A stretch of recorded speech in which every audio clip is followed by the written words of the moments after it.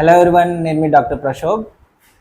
మనకి యువకుల్లో ఎక్కువ మంది గుట్కా తినే వాళ్ళని మనం చూస్తూ ఉంటాం. కానీ గుట్కా తింటే నోటి క్యాన్సర్ ఎందుకు వస్తుంది, ఎలా వస్తుంది, దాని మీద అవగాహన చాలామంది యువకులకి లేదు. అందుకనే అసలు గుట్కా తింటే నోటి క్యాన్సరు ఎందుకు వస్తుంది, ఇది మన యువకులకి తెలియాలంటే ఈ వీడియో పూర్తిగా చూస్తే మీకు అర్థమవుతుంది. అసలు గుట్కా అంటే ఏంటి? గుట్కాలో ఉన్నది మనకి మెయిన్గా టొబాకో. అంటే ఈ పొగాకు అన్న పదార్థాన్ని చాలా రకాల కెమికల్స్తో కలుపుకుని దానికి ఒక గుట్కా రూపంలో మనకి అమ్మబడుతుంది. సో ఈ గుట్కా యువకుల్లో ఎందుకు ఎక్కువ అలవాటు చేసుకుంటున్నారంటే వాళ్ళకి పని ఒత్తిడి కానీ, లేకపోతే డ్రైవింగ్లో ఉన్నప్పుడు నిద్ర రాకుండా ఉండడానికి కానీ, లేకపోతే ఏదైనా కష్టమైన పని చేసినప్పుడు ఇంకా కొంచెం ఆ టొబాకో అనే టాక్సిన్ ఏదైతే ఉంటుందో పదార్థం, దానివల్ల కొంచెం బలం వస్తుంది. సో కొంచెం మంచి ఫీలింగ్ ఉంటుంది వాళ్ళకి. సో ఆ మంచి ఫీలింగ్ ఉండడం వలన ఈ గుట్కా అన్నది నోట్లో వేసుకొని దాన్ని ఒక అలవాటుగా మార్చుకుంటారు. అయితే చాలామంది యువకులు ఒక గుట్కాయే కదా, ఏమవుతుంది, ఏమీ కాదు అంటే చాలాసార్లు మన సినిమాల్లో చూసుంటాం, గుట్కా తింటే క్యాన్సర్ వస్తుంది, టొబాకో తింటే, పొగాకు తింటే క్యాన్సర్ వస్తుంది, పొగాకు కాల్చితే క్యాన్సర్ వస్తుంది, వెంటనే మానేయండి అని చాలాసార్లు సినిమాల్లో చూస్తుంటాం. అయినా కానీ మన యువకులు అంటే ఒక ఎగ్జాంపుల్గా తీసుకుంటారు. మాతో పాటు చాలామంది సిగరెట్ తాగుతారు, చాలామంది పొగాకు తింటున్నారు, గుట్కా తింటున్నారు. గుట్కా తినే వాళ్ళు ఎవరికి కూడా క్యాన్సర్ రాలేదు అని చాలా అపోహలు ఉంటాయి. అంటే వాళ్ళకి రాలేదు కదా అని వీళ్ళు నిర్లక్ష్యంగా రోజుకొక గుట్కా నవ్వులుతూ ఉంటారు, తింటూ ఉంటారు. సో ఇప్పుడు రోజుకొక గుట్కా తినడం వల్ల ఏమవుతుంది? సో దీని గురించి వివరంగా చెప్తాను. ఏంటంటే గుట్కాలో ఉన్నది టాక్సిన్స్లో కొన్నిసార్లు లైమ్ అనే ఒక పదార్థం, నైట్రోజమైన్స్, అలాగే ఈ టొబాకో టాక్సిన్స్ అని అందులో కలిసి ఉంటాయి. ఇవేం చేస్తాయంటే నోట్లో ఉన్న కణాలని డ్యామేజ్ చేస్తాయి, అంటే దాన్ని పాడు చేసేస్తాయి. సహజ గుణం శరీరం ఏంటంటే ఏదైనా కణం పాడైపోతుంటే దాన్ని మళ్ళీ రిపేర్ చేసి కొత్త కణాన్ని సృష్టించే సహజ గుణం మన శరీరంకి ఉంటుంది. కానీ రోజు ఈ ఒక గుట్కా ఏదైతే టాక్సిన్స్ మన నోట్లో వేసుకోవడం వలన ఈ ఒక కణం ఒక రిపేర్ చేయడంలో మన శరీరం కొన్నిసార్లు ఫెయిల్ అయిపోతుంది. సో ఫెయిల్ అవ్వడం వలన ఏమవుతుందంటే ఆ రిపేర్ చేయలేక ఆ క్యాన్సర్ కణం కింద మారి అదే పెరిగి పెరిగి పెరిగి పెద్దదైపోయి క్యాన్సర్ కింద మారుతుంది. సో రోజుకో గుట్కాయ కదా అని అనుకునే వాళ్ళకి రోజు మనం ఉన్న శరీరంలో ఉన్న నోట్లో ఉన్న కణాలని మనమే దానికి చంపేసి దాన్ని డ్యామేజ్ చేసేసి దాన్ని క్యాన్సర్ కింద మార్చే గుణాన్ని మనమే దానికి ఒక అవకాశం ఇస్తున్నాం.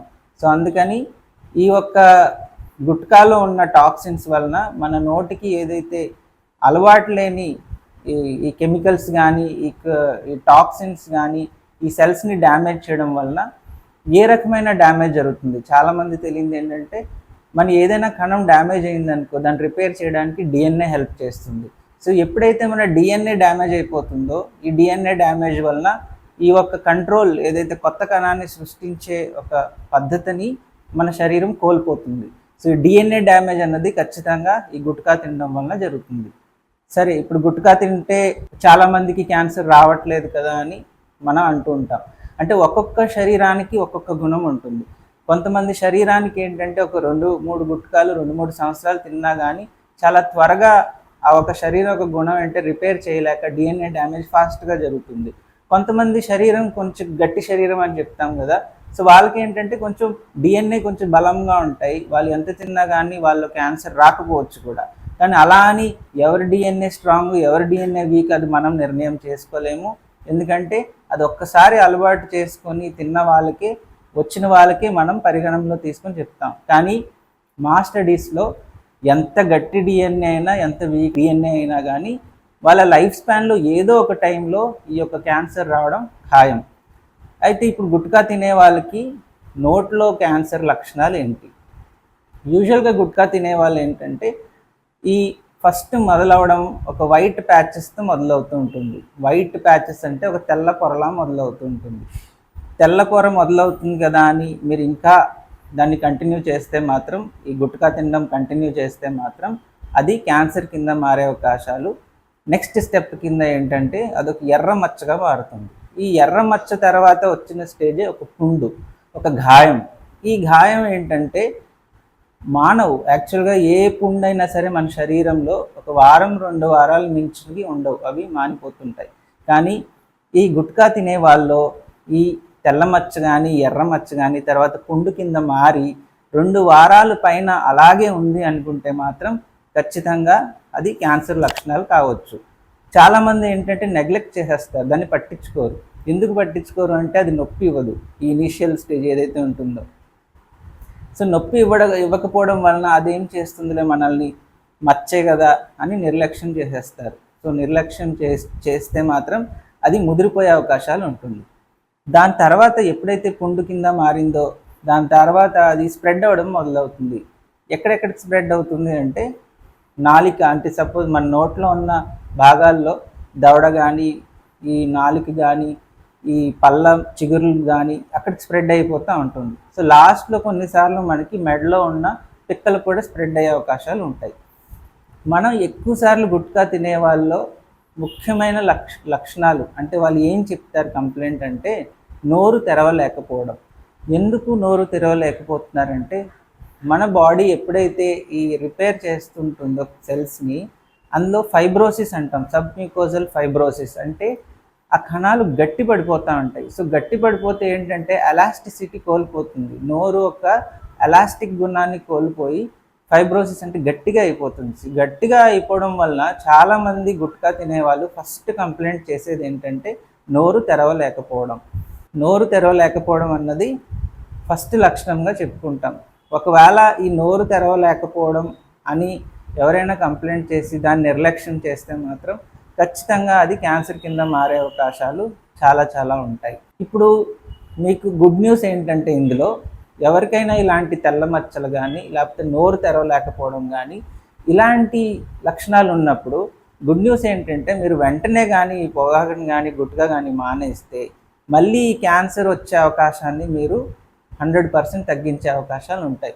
ఇది చాలా గుడ్ న్యూస్. అంటే శరీరం మనకి మళ్ళీ ఒక అవకాశం ఇస్తుంది. ఏంటి, మీరు ఒక్కసారి మానేస్తే ఈ యొక్క క్యాన్సర్ వచ్చే ఏదైతే ఇన్సిడెంట్స్ ఉందో అది తగ్గిపోతుంది.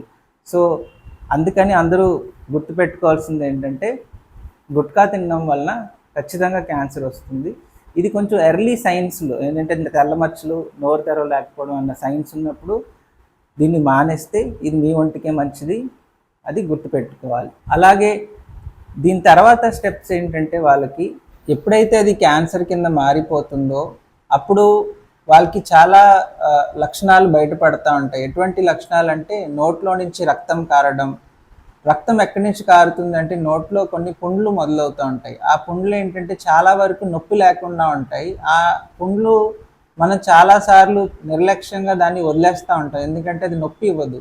అలాగే చాలామంది గుట్కా తినే వాళ్ళకి నోరంతా ఆల్రెడీ ఎర్రపూతలా కానీ ఆ ఒక కలర్ మొత్తం మారిపోతూ ఉంటుంది. దానివల్ల కూడా ఆ పుండుని వాళ్ళు సరిగ్గా పట్టించుకోకుండా లేకపోతే పరిశీలించుకోలేకపోతూ ఉంటారు.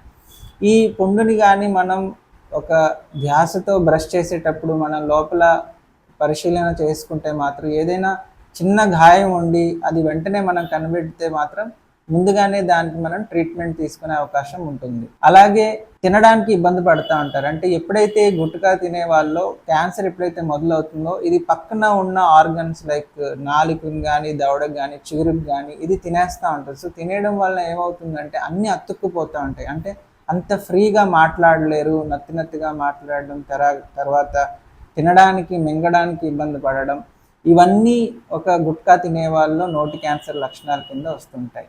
లాస్ట్లో ఎప్పుడైతే అది క్యాన్సర్ నోట్లో నుంచి ఈ మెడలో ఉన్న భాగంలో ఉన్న లింఫ్ నోడ్స్ అంటాం, అంటే గడ్డలు ఉంటాయి, దానికి స్ప్రెడ్ అయిపోతూ ఉంటాయి. సో అప్పుడు చాలా పెద్ద రకంగా అవి పెరిగిపోతూ ఉంటాయి, చాలా తక్కువ టైంలో పెరిగిపోతూ ఉంటాయి. సో ఆ లింఫ్ నోడ్స్ కానీ మెడలో ఉన్న కాయలు ఈ గుట్కా తినే వాళ్ళలో ఉంటే మాత్రం ఇవన్నీ ఈ ఒక నోటి క్యాన్సర్ యొక్క లక్షణాలు. మనం ఎలా కనిపెట్టాలంటే ఖచ్చితంగా ఈ గుట్కా తినే అలవాటు ఉన్న వాళ్ళు బ్రష్ చేసుకునే టైంలో నోటిని పూర్తిగా పరిశీలన చేసుకోవాలి. పరిశీలించడం అంటే ఏంటంటే నోట్లో ఏదైనా మాయని గాయాలు అంటే ఒక 2 వారాలకి మించి ఏదైనా గాయం ఉందంటే మాత్రం అది ఖచ్చితంగా క్యాన్సర్ అయ్యే అవకాశాలు చాలా ఉంటాయి.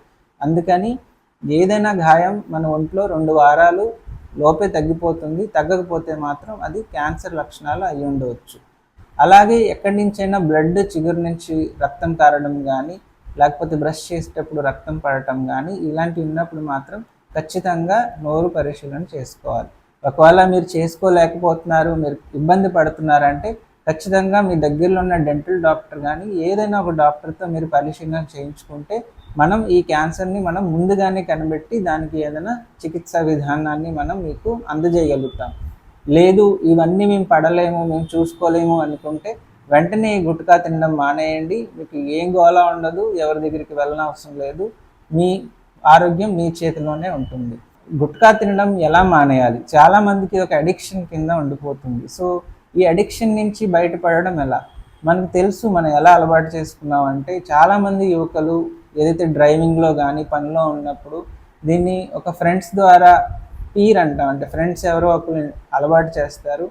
అది అలవాటు చేసినప్పుడు వాళ్ళకి ఒక మంచి ఫీలింగ్ ఉంటుంది. సో నిద్ర రాకుండా ఉండడానికి డ్రైవింగ్ వాళ్ళు, అలాగే ఆటో డ్రైవర్స్, అలాగే మేస్త్రులు, లేబర్ వల్ల ఏంటంటే చాలా శ్రమించి బాగా కష్టపడి పనిచేసే వ్యక్తులు కాబట్టి వీళ్ళకి ఇంకా చురుగ్గా పనిచేయాలంటే ఈ టొబాకోలో ఉన్న నికోటిన్ చాలా హెల్ప్ తోడవుతుంటుంది. సో అందుకని వాళ్ళు దానికి ఒక అలవాటు కింద మారిపోతుంటుంది.